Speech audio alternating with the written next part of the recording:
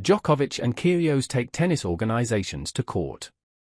The Professional Tennis Players Association has filed a lawsuit against the sport's governing bodies, accusing them of anti-competitive practices and a disregard for player welfare.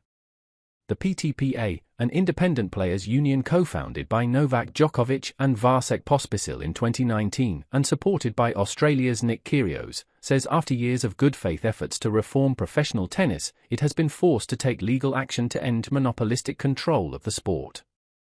In its sights are the ATP and WTA, which organize the men's and women's tours, the International Tennis Federation, which runs team competitions, and the International Tennis Integrity Agency, which oversees the sport's anti-doping and anti-corruption system.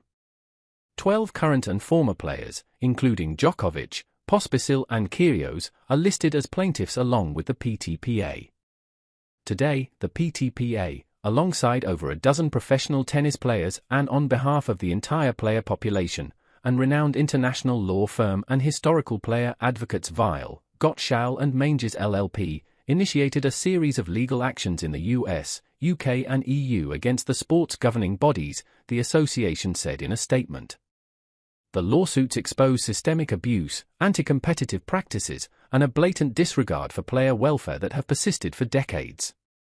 Among the PTPA's complaints are the suppression of competition between tournaments, which it says reduces prize money, a draconian ranking point system, an unsustainable schedule and financial exploitation of players.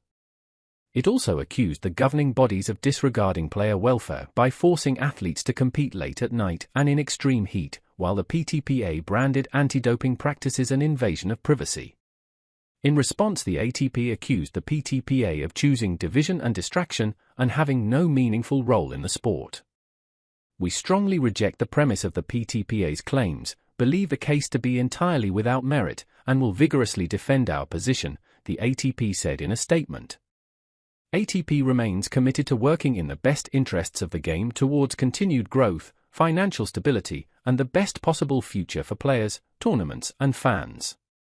The WTA defended its record of growing women's tennis, describing the lawsuit as baseless. Every decision taken at the WTA board level includes the input of players via their elected board representatives, and athletes receive substantial financial rewards and other benefits from participation in the WTA, the organization said. Pospisil, a former Wimbledon doubles champion and quarter-finalist in singles, said the action was not just about money but fairness, safety, and basic human dignity. I'm one of the more fortunate players and I've still had to sleep in my car when traveling to matches early on in my career, he said.